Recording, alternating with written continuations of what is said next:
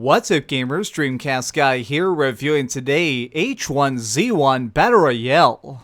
This is a project I've been extremely curious about for years because only recently have I become a huge fan of Battle Royale games, but this is really the game that started it all. If you go back in time, you'll notice that H1Z1, while starting off as just a very slow, methodical zombie sim, was very quickly taken over by modders, creative people who are willing to create their own custom game types, and this is one that really took off. Battle Royale started off as a simple concept, random people being dropped onto an island and having to find weapons to be the last man standing. Seeing it at last come to consoles is a very interesting prospect, because now we've seen so many copycats grow in popularity. Fortnite has 50 million players, PUBG is trying to take over the Xbox, and now this is coming to the PS4.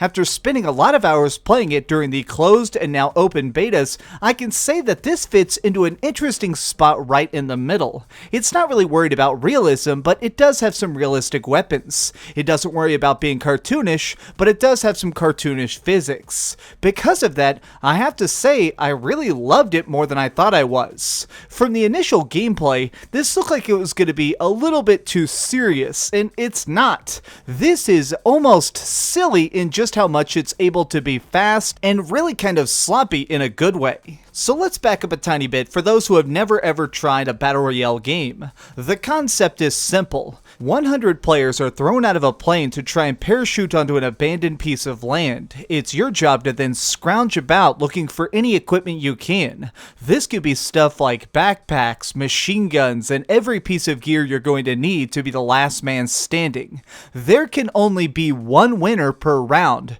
which means that there's going to be 99 losers. If you want to make sure that's not you need to be fast on your feet, constantly looking for a new advantage, whether it be unlocking military crates or just commandeering a car as quickly as you can. Vehicles in H1Z1 are a really big part of the gameplay. In fact, I'd say that they're almost mandatory just because the map is quite large and you're going to need to get around, and also they provide a really good way to try and fly up on your opponents. Something that's kind of funny about the physics is you don't really get hurt from jumping out of your car. You can leap out while going 50 miles an hour down the road and you'll be completely fine. So because of it, there's sort of an extra tactic that people use, which is trying to close the distance. If you see somebody trying to sneak into a nearby house, it's a good idea to try and get a car, drive close to them, and then hop out and make it where they can't really try and fire back. Put the car between you and them and get all the little shots in you can while they can't really shoot back. Now, along with this, I think that you absolutely need to worry about getting a car as quickly as you can also, because this has the same sort of idea that a lot of other Battle Royale games have, which is the map is constantly shrinking. There is a danger zone that's constantly closing in, and if you're outside it, you'll get filled with poison gas, which will kill you relatively quick. So because of it, you need to worry about landing, finding a car, and finding some guns just as much as you possibly can. You need to get yourself ready for the incoming onslaught, because this map is certainly a little bit smaller than other ones I've seen. PUBG can be absolutely massive. It's basically a small country, so you don't run into people that often. Whereas this, you're going to be bumping into other players, and I have to say, I really like that about it. You can find some action relatively soon. Right after landing, a lot of times I'd start listening for gunshots.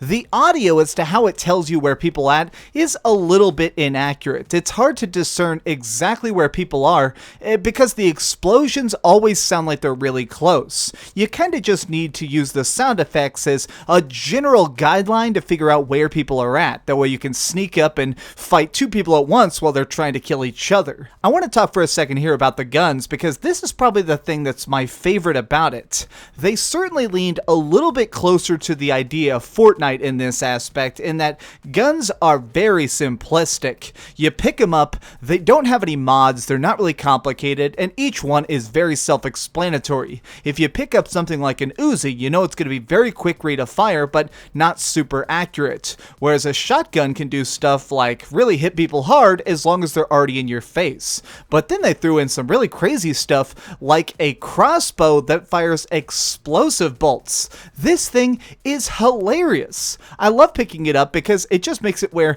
you can hit people that are driving down the street in a car and really mess them up. It's something that I didn't really expect to see because it just seems so ridiculous compared to all the more realistic type of weaponry you're going to find out in the field.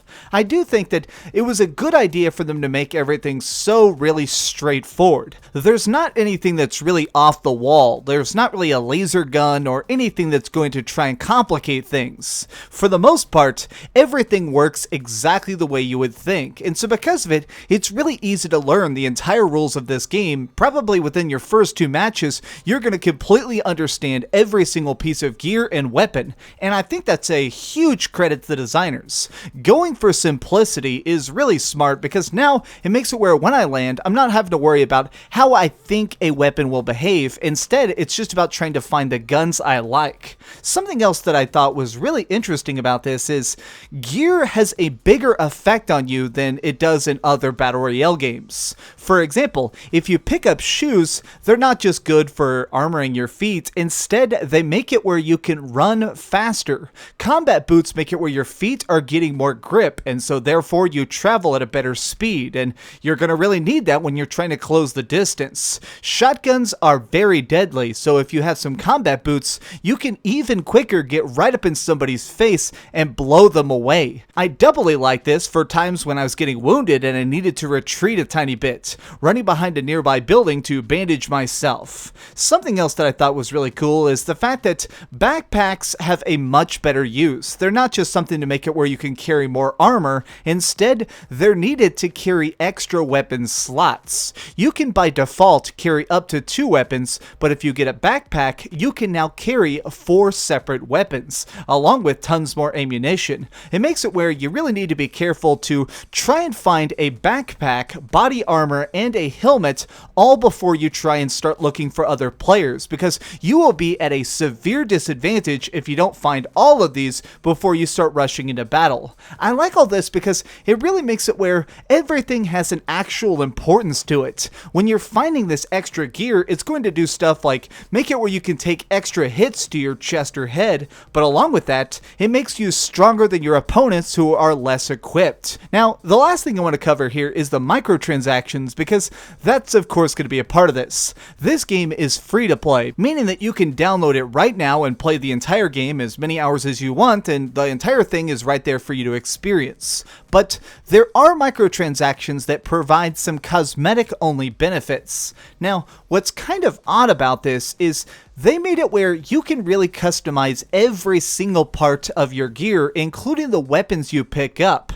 Some of these are quite fair, like silly little frilly shirts or cool pants, but I do think that it's a little bit of an unfair advantage, the fact that I can equip so many different kinds of camouflage. Just by default, I am going to blend into the background a lot better than a normal player because, well, I can look like a bush just by laying down. Now, this isn't to say that I think the microtransactions are unfair. I just think that some of them are a lot better than others. If you get unlucky and get nothing but a giant peak helmet, you're going to basically be painting a target on your back compared to a person who has all perfect shades like jet black who can hide in the shadows and be nearly invisible. Of all my hours in this game, the only thing that really kind of caught me off guard as being dramatically bad is the idea of the servers. They are having a lot of issues, both in the closed beta and in the open beta. I ran into a lot of random glitches, but all of them seem to directly pertain to the servers themselves. Like, if I was running out of a house, I would sometimes start skipping backwards, like the server was trying to calculate how many steps I had taken. But worse, I noticed that it occasionally the server would start lagging and it would no longer recognize my button inputs. At one point, it even locked me out of my guns. It said on the screen that I didn't have good enough latency to connect to the servers, so it locked me out of my other weaponry. This is a really weird move, and it's kind of something that pervaded more than I'd like. In one game, I was trying to pick up a shotgun off the ground, and as soon as I touched it, it locked out my right stick. I could no longer look around, I could only move. I figured out that the only way to unlock my right stick was to press quit game and then cancel. This is the only thing that would lock my options, but later on when I was trying to pick up more weapons, I ended up having the same glitch again, which unfortunately, as you can see, got me killed. This guy was so bad and I still ended up dying simply because I could not fight back. These are really annoying flaws to a game that is otherwise extremely fun. I was seriously shouting at the screen a couple times just because I got such nasty kills with the crossbow. I have to say that H1Z1 is full of potential, and as they figure out all the different server problems, I do think that this game is going to get a massive fan base. This is something that could easily rival PUBG and Fortnite in just a matter of months. If you haven't tried this already, it is free to download, so definitely check it out for yourself, because now that I've done it, I can say I'm an H1Z1 believer. I don't want to put a score on this one because the game is in beta, but I will probably review it again when the game finally comes out. If you enjoyed this video, please give it a like, share with your friends, and subscribe if you haven't already. I'm getting so close to 100,000 subscribers, so every time you like a video or just share it somewhere, it really helps me out. Thanks so much for watching, gamers. This has been DreamcastGuy with another review. You guys are absolutely awesome. Do me the big favor and keep dreaming. Alright, I'm getting back online right now because that explosive crossbow is downright addictive. Oh, hi. I'm just working on the next video. If you want to see what it is, go ahead and click this button and you can subscribe. Also, if you click these video links, you can see my latest review and my latest top 10. Now I'm just going to sit here for a minute and wait for you to subscribe. Oh, I guess I could put on these giant glasses. I literally found these on a roller coaster.